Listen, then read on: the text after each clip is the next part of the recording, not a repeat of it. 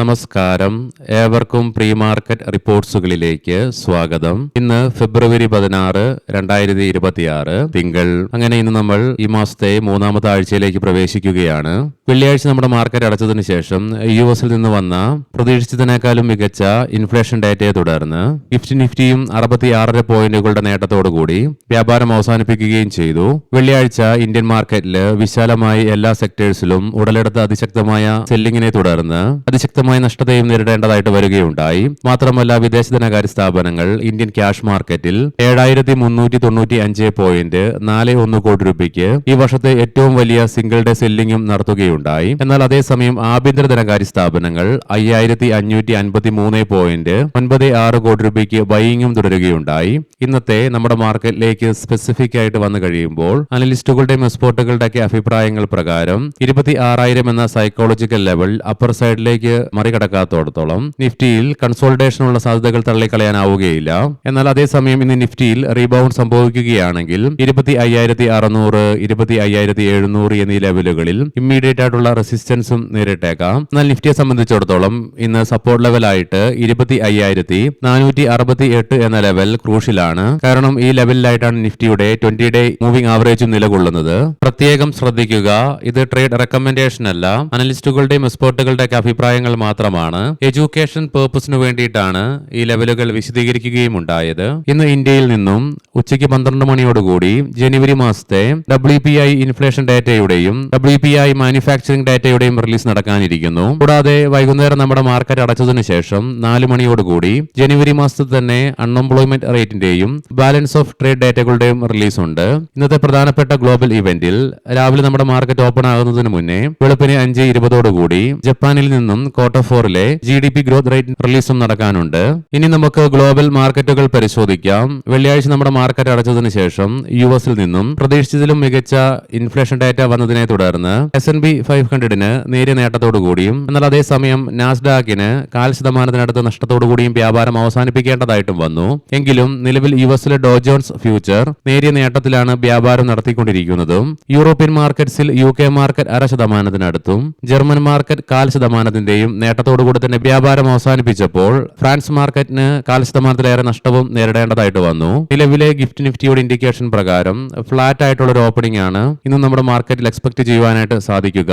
അതേസമയം കൊമോഡിറ്റിയിലേക്ക് വന്നു കഴിയുമ്പോൾ ബ്രെന്റ് ക്രൂഡിന്റെയും ക്രൂഡ് ഓയിലിന്റെയും വിലയിൽ നേരിയ ഇടിവ് അനുഭവപ്പെടുന്നുണ്ട്. ബ്രെന്റ് ക്രൂഡിന്റെ വില $67.70 പെർ ബാരൽ എന്ന നിലയിലായിട്ടും ക്രൂഡ് ഓയിലിന്റെ വില $62.85 പെർ ബാരൽ എന്ന നിലയിലുമായിട്ടാണ് വ്യാപാരം നടന്നുകൊണ്ടിരിക്കുന്നതും. ഗോൾഡിന്റെ വില വീണ്ടും 5,000 എന്ന സൈക്കോളജിക്കൽ ലെവൽ മറികടന്നുകൊണ്ട് 2.5% ഉയർച്ച അനുഭവപ്പെടുന്നുണ്ട്. തൽഫലമായി ഗോൾഡിന്റെ വില നിലവിൽ $5,043.92 പെർ ഔൺസ് എന്ന നിലയിലായിട്ടാണ് വ്യാപാരം നടത്തിക്കൊണ്ടിരിക്കുന്നതും. ഇനി നമുക്ക് സ്പെസിഫിക് ആയിട്ട് നിഫ്റ്റിയുടെയും ബാങ്ക് നിഫ്റ്റിയുടെയും ടെക്നിക്കൽസിലേക്ക് പ്രവേശിക്കാം.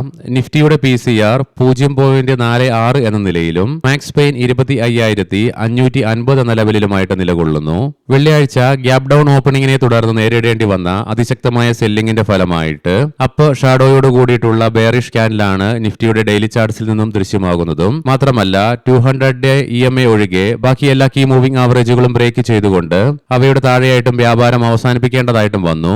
RSIയിലും ശക്തമായ ഇടിവ് നേരിടേണ്ടി വന്നതിനെ തുടർന്ന് 46 എന്ന ലെവലിലേക്കും എത്തിച്ചേരുകയും ചെയ്തു. വീക്കിലി ഓപ്ഷൻസ് ഡേറ്റ പ്രകാരം 26,000 എന്ന സ്ട്രൈക്കിലാണ് കോൾ സൈഡിൽ ഏറ്റവും കൂടുതൽ ഓപ്പൺ ഇൻട്രസ്റ്റ് കാണുവാനായിട്ട് സാധിക്കുക. അതേസമയം 25,600 എന്ന സ്ട്രൈക്കിലാണ് ഏറ്റവും കൂടുതൽ കോൾ റൈറ്റിംഗും കാണുന്നത്. 25,500 എന്ന സ്ട്രൈക്കിലാണ് പുട്ട് സൈഡിലേക്ക് ഏറ്റവും കൂടുതൽ ഓപ്പൺ ഇൻട്രസ്റ്റ് കാണുവാൻ സാധിക്കുന്നതെങ്കിലും 25,000 എന്ന സ്ട്രൈക്കിലാണ് ഏറ്റവും കൂടുതൽ പുട്ട് റൈറ്റിംഗ് നിലവിൽ കാണാനായിട്ടും സാധിക്കുക. ബാങ്ക് നിഫ്റ്റിയുടെ PCR 0.87 എന്ന നിലയിലും മാക്സ് പെയിൻ 60,000 എന്ന ലെവലിലുമായിട്ട് നിലകൊള്ളുന്നു. ബാങ്ക് നിഫ്റ്റിയിലും ഡെയിലി ചാർട്ട്സിൽ നിന്നും ബെയറിഷ് ക്യാൻഡിൽ തന്നെയാണ് ദൃശ്യമാകുന്നത്. എന്നാൽ ബാങ്ക് നിഫ്റ്റിക്ക് അതിന്റെ 2 EMAയുടെ താഴെയായിട്ട് മാത്രമേ വ്യാപാരം അവസാനിപ്പിക്കേണ്ടതായിട്ടും വരികയുണ്ടായുള്ളൂ. ബാക്കി എല്ലാ കീ മൂവിംഗ് ആവറേജുകളുടെ മുകളിലായിട്ടും വ്യാപാരം അവസാനിപ്പിച്ച് നിലകൊള്ളുവാനുമായി. എങ്കിലും RSIയിലും ഇടിവ് രേഖപ്പെടുത്തിയതിനെ തുടർന്ന് 53.83 എന്ന ലെവലിലേക്കും എത്തിച്ചേരുകയും ഉണ്ടായി. മന്ത്ലി ഓപ്ഷൻസ് ഡേറ്റ പ്രകാരം 60,000 എന്ന സ്ട്രൈക്കിലാണ് കോൾ സൈഡിൽ ഏറ്റവും കൂടുതൽ ഓപ്പൺ ഇൻട്രസ്റ്റ് കാണുവാനായിട്ട് സാധിക്കുക. എന്നാൽ 60,500 എന്ന സ്ട്രൈക്കിലാണ് ഏറ്റവും കൂടുതൽ കോൾ റൈറ്റിംഗ് നിലവിൽ കാണുന്നത്. 60,000 എന്ന സ്ട്രൈക്കിൽ തന്നെയാണ് പുട്ട് സൈഡിലേക്കും ഏറ്റവും കൂടുതൽ ഓപ്പൺ ഇൻട്രസ്റ്റ് കാണുവാൻ സാധിക്കുന്നതെങ്കിലും 58,500 എന്ന സ്ട്രൈക്കിൽ നിരക്കിലാണ് ഏറ്റവും കൂടുതൽ പുട്ട് റൈറ്റിംഗ് നിലവിൽ കാണുക. ഇനി നമുക്ക് ഇന്നത്തെ പ്രധാനപ്പെട്ട സ്റ്റോക്കിംഗ് ന്യൂസുകൾ പരിശോധിക്കാം. മുൻകൂട്ടി ഓർമ്മിപ്പിച്ചുകൊള്ളട്ടെ, ഇത് ഒരു ബൈ ഓർ സെൽ റെക്കമെൻഡേഷൻ അല്ല. ലോധ ഡെവലപ്പേഴ്സ് സോളിഡ് റൈസ് റിയാലിറ്റിയുടെ 80% വരുന്ന ഓഹരികൾ 294 കോടി രൂപയ്ക്ക് ഏറ്റെടുക്കുന്നതിനായി കമ്പനി ഒരു ഷെയർ പർച്ചേസ് കരാറിൽ ഏർപ്പെടുകയുണ്ടായി. ഡീപ് ഇൻഡസ്ട്രീസ് ഹിന്ദുസ്ഥാൻ പെട്രോളിയത്തിൽ നിന്നും 148 കോടി രൂപയുടെ പുതിയ ഓർഡർ കമ്പനിക്ക് ലഭിച്ചു. അശോക ബിൽഡ്കോൺ ലൈബീരിയയിലെ പൊതുമരാമത്ത് മന്ത്രാലയത്തിൽ നിന്ന് $45.27 മില്യൺ പദ്ധതി കമ്പനിക്ക് ലഭിക്കുകയുണ്ടായി. ഹിന്ദുസ്ഥാൻ കോപ്പർ കമ്പനിയിൽ നിന്നും 929.4 കോടി രൂപയുടെ നഷ്ടപരിഹാരം ഈടാക്കണമെന്ന് ആവശ്യപ്പെട്ട് ജാർഖണ്ഡ് സർക്കാർ ഡിമാൻഡ് നോട്ടീസ് നൽകി. അദാനി എന്റർപ്രൈസസ് കമ്പനിയുടെ അനുബന്ധ സ്ഥാപനമായ ഹൊറൈസൺ എയ്റോ സൊല്യൂഷൻസ് ഇൻഡമർ ടെക്നിക്സിന്റെ 100% ഓഹരി പങ്കാളിത്തം 330 കോടി രൂപയ്ക്ക് ഏറ്റെടുക്കുകയുണ്ടായി. NLC ഇന്ത്യ താപ പുനരുപയോഗ ഊർജ്ജ പദ്ധതികളുടെ വികസനത്തിൽ സഹകരണം ശക്തിപ്പെടുത്തുന്നതിനായി കമ്പനി നാഷണൽ അലൂമിനിയം കമ്പനിയുമായി ഒരു ധാരണാപത്രത്തിൽ ഒപ്പുവയ്ക്കുകയുണ്ടായി. പ്രിസിഷൻ വയേഴ്സ് ഇന്ത്യ പറയാൻ പോകുന്ന റിസൾട്ടുകളൊക്കെ Q3 consolidated year on year ബേസിസിലാണ്. പ്രോഫിറ്റിൽ 98.9% വർധനവ് രേഖപ്പെടുത്തിയപ്പോൾ റവന്യൂവിലും 37.2% വർധനവും രേഖപ്പെടുത്തി.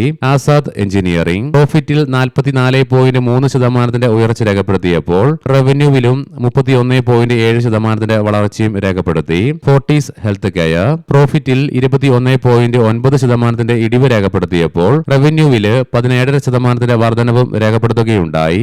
ഏവർക്കും നല്ല ഒരു ട്രേഡിംഗ് ദിനം ആശംസിക്കുന്നു. വൈകുന്നേരം പോസ്റ്റ് മാർക്കറ്റ് റിപ്പോർട്ട്സുമായി കണ്ടുമുട്ടാം. നന്ദി, നമസ്കാരം.